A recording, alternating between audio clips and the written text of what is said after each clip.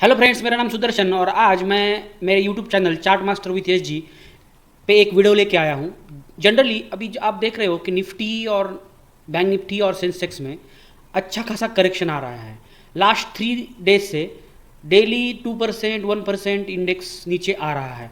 तो अभी बहुत सारे लोगों को ऐसा क्वेश्चन आ रहा होगा कि हमारे जो स्टॉक्स लिए हैं वो किस प्रकार के हैं, हमको अभी लॉस होगा क्या, या हम अभी फंसे हैं तो हम अभी क्या कर सकते हैं।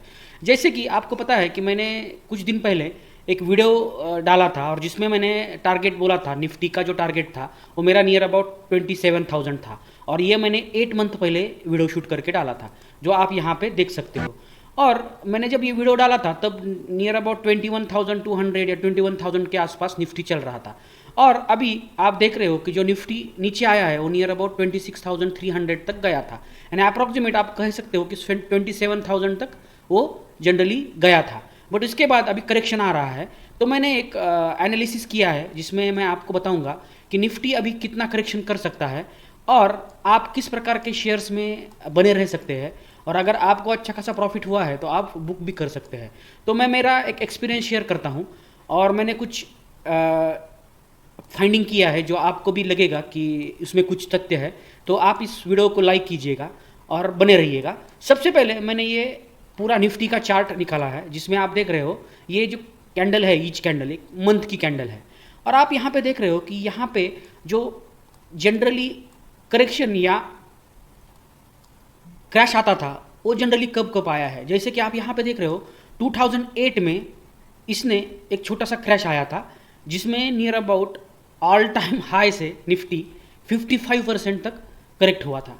इसका मतलब क्या है कि यहाँ पे जो 55% का क्रैश आया था वहाँ पे बहुत सारे लोग फंसे थे और बहुत सारे स्टॉक्स में लोग फंसे थे।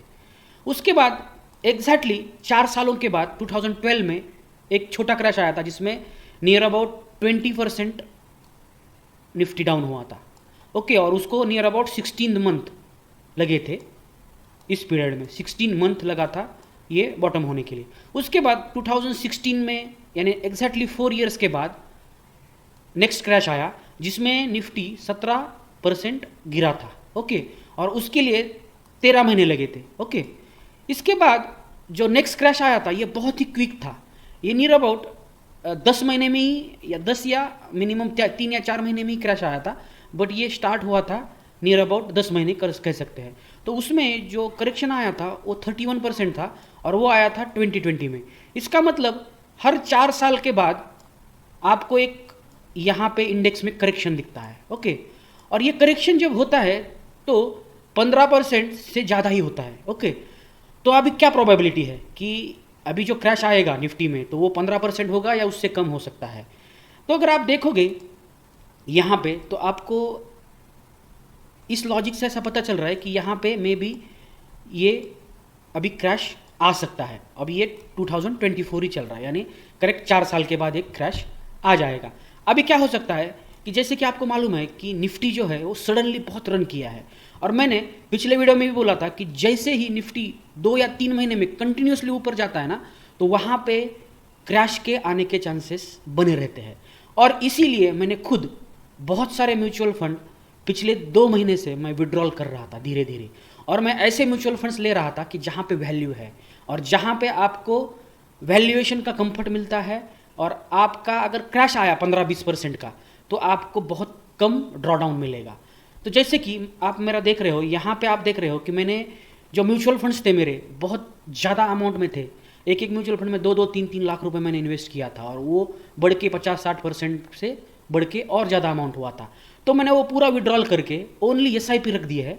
यहाँ पे आप देख रहे हो कि मेरा अभी निपॉन इंडिया का लार्ज कैप फंड है और उसमें ओनली मैंने 20,000 डाला है, यानी मैंने पिछले 4 या 5 महीने से ओनली SIP जो कटती है वही मैंने पे किया है, बट मैं लमसम अमाउंट बिल्कुल नहीं पे कर रहा हूँ। सेम केस ये जो फंड है ये है इमर्जिंग इक्विटी फंड, ये भी मैंने ऐड किया है। बट मैं जो है कंजम्पशन स्टॉक्स पे ज़्यादा बुलिश रहता हूँ। जब क्रैश आता है तो जो कंजम्पशंस वाले स्टॉक है जैसे हिंदुस्तान यूनिलीवर हुआ या ITC हुआ और जो कंटिन्यूसली कंजम्पशंस में रहती है वो कंपनीज अच्छा परफॉर्म करती है। उसीलिए मैंने ये HDFC non cyclical consumption fund में ज़्यादा इन्वेस्टमेंट किया है। ओके, और मैं अगले एक डेढ़ साल तक जैसे जैसे करेक्शन आएगा, 6 महीना आएगा, 7 महीना आएगा, 1 साल आएगा, ये हमें मालूम नहीं है, तब मैं ज़्यादा इन्वेस्टमेंट एक्सिस कंजम्पशंस फंड में ही करूँगा। और इसके अलावा मैं मेरा ज़्यादा से ज़्यादा जो अमाउंट है वो डेप्थ फंड में ट्रांसफ़र किया हूँ। डेप्थ फंड या कॉरपोरेट फंड, जहाँ पे अगर करेक्शन भी आता है तो आपको एफडी जैसे रिटर्न मिलते हैं, जैसे 7-8% जो एफडी के रिटर्न रहते हैं वही मिलते हैं, तो आपको निगेटिव रिटर्न बिल्कुल नहीं दिखाई देते, जैसे कि ICICI ultra short term fund. ताकि जब क्रैश आ जाए 10-15% या 20% का क्रैश आए तो मैं यही पैसा उसमें डिप्लॉय कर सकूँ और धीरे धीरे उसमें मुझे अच्छा खासा प्रॉफिट होने लगे। और सबसे ज़्यादा मैं जो एग्रेसिव हूँ वो हूँ axis greater China mutual fund पे। और इस म्यूचुअल फंड को मैंने 6 महीने से स्टार्ट किया था लेना, क्योंकि मुझे पता था कि इंडिया में अभी 1-1.5 साल में या 6 महीने के बाद कुछ क्रैश आएगा, और जो ये पैसा है ये डायरेक्टली जहाँ पे चीप वैल्यूएशन है, जैसे कि चाइना में हैंगसेंग के इंडेक्स में बहुत चीप वैल्यूएशन है, तो वहाँ पे जाएगा। तो जब वहाँ जाएगा तो ऑटोमेटिकली वहाँ के म्यूचुअल फंड्स या वहाँ के शेयर्स अच्छे आपको अप्रिसिएशन देंगे। तो आप देख सकते हैं with in a period of 6 month इसने मुझे नियर अबाउट 19% का इसने रिटर्न दिया है। और इसमें से जो ये 19% का रिटर्न है ये पिछले ओनली 15 या 20 दिन में ही आया है। इसका मतलब जिस प्रकार से स्टॉक बढ़ रहे हैं, ओके, उस तरह से एक्सिस का ग्रेटर चाइना या चाइना का इंडेक्स बढ़ रहा है। तो मैं अभी अगले 6-7 महीने चाइना में ज़्यादा से ज़्यादा इन्वेस्ट करने वाला हूँ। और अब अगर आपको ऐसे फंड में लॉन्ग टर्म के लिए इन्वेस्ट करना है तो मैंने इस पर डिटेल वीडियो बनाया है, ताकि आप ऐसे म्यूचुअल फंड्स में लॉन्ग टर्म के लिए इन्वेस्ट कर सकते हैं जहाँ पे वैल्यू अच्छा खासा मिलेगा। तो आप मेरे पिन बटन में एक वीडियो मैंने डाला है एक्सिस ग्रेटर चाइना फंड का, और वो उसको देख के आप आपका डिसीजन ले सकते हैं। इसके बाद अभी मेरा खुद का क्या कहना है। देखो, मार्केट को प्रिडिक्ट करना इजी नहीं है, ओके, ये बहुत डिफिकल्ट है, और मैं खुद भी इसको प्रिडिक्ट करना नहीं चाहता। बट मैं चाहता हूँ कि अगर मैं सही रहा तो मैं कितना कमाऊँगा, और अगर मैं गलत होऊंगा तो मैं कितना गंवाऊँगा। ये चीज़ें आप अगर मार्केट में देखते हैं तो आगे जाके आपको अच्छा खासा प्रॉफिट हो सकता है।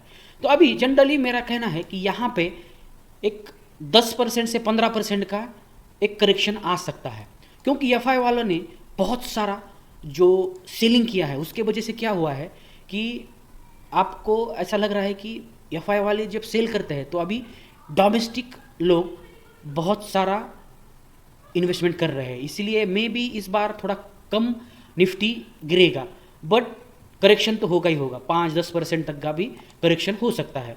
अगर आप यहाँ पे डाटा देखोगे तो जो कैश में जो सेलिंग है एफ आई की, ओके, वो अच्छी खासी है। यहाँ पे आप देखोगे तो एफ आई वाले ने जो यहाँ पे सेलिंग किया है 3 अक्टूबर को, ओके, वो नियर अबाउट 15,000 करोड़ का है। उसके पहले 5,000 करोड़ 500 करोड़ का था, उसके अगले एक दिन पहले 9-10 हज़ार करोड़ का था। इसका मतलब ओनली 4 दिनों में इन्होंने अप्रॉक्सीमेटली 38 या 35,000 करोड़ का सेलिंग किया है। अगर ऐसा ह्यूज सेलिंग आ जाता है ना तो मार्केट 3-4% से ज़्यादा भी करेक्ट होता है। बट अभी डोमेस्टिक जो लोग हैं हमारे रिटेलर के, वो अच्छा खासा बाइंग कर रहे हैं, और उसके वजह से क्या हो रहा है कि मार्केट को अच्छा खासा सपोर्ट मिल रहा है। तो मेरा ऐसा कहना है कि डोमेस्टिक का अगर ऐसा ही फ्लो कंटिन्यूस रहा तो निफ्टी में मैक्सिमम 10-15% तक का ही डाउन साइड होगा, और इसके बाद जो रैली स्टार्ट होगा ये बहुत ही फास्ट होगा। मैं आपको बोल देता हूँ कि ये लास्ट लेग का रैली जो है ये मे बी अभी 6 महीना 8 महीने के बाद के करेक्शन से स्टार्ट होगा, और वो जो रैली स्टार्ट होगा वो आपको निफ्टी को 27,000 के ऊपर लेके जा सकता है, 28,000 29,000 लेके जा सकता है। और ये लास्ट लेग का रैली बहुत ही फास्ट रहता है। क्यों रहता है? क्योंकि इसमें फोमो क्रिएट हो जाता है। लोगों को लगता है कि इस क्रैश में तो मुझे लेना चाहिए था और मैंने लिया नहीं, बट उस केस में वो मार्केट बहुत ही फास्ट ऊपर जाता है, और उस लेग में आपको कंप्लीटली इक्विटी से बाहर आना है। और अगर आपको म्यूचुअल फंड में इन्वेस्ट कर सकते हैं तो आप उसमें कंटिन्यू रह सकते हैं। जनरली अभी तो ये रहा आज का मेरा एनालिसिस निफ्टी पे, और मैंने जो स्टॉक्स दिए हैं वो आप मेरे यूट्यूब चैनल को सब्सक्राइब करके फ्री ऑफ कॉस्ट आप उसको ज्वाइन कर सकते हैं। और मैं जो स्टॉक बताता हूँ वो अगले 5 साल परफॉर्म करेंगे इस हिसाब से बताता हूँ, ताकि जो अभी करेक्शन आ रहा है इस करेक्शन में आप वो स्टॉक धीरे धीरे अच्छे वैल्यूएशंस में खरीद कर सकते हैं। और जैसे ही मार्केट ऊपर जाने लगेगा तो ये लीडर्स रहेंगे उस मार्केट में, ताकि आपको उस शेयर्स में अच्छा खासा प्रॉफिट हो जाए। तो आप मेरे यूट्यूब चैनल को विजिट कर सकते हैं और आप जो मैंने स्टॉक सजेस्ट किए हैं उसमें आप इन्वेस्ट कर सकते हैं। तो आज के लिए इतना ही, तो बाद में मिलेंगे। Thank you very much. If you like this video, then why don't you subscribe our channel? Thank you.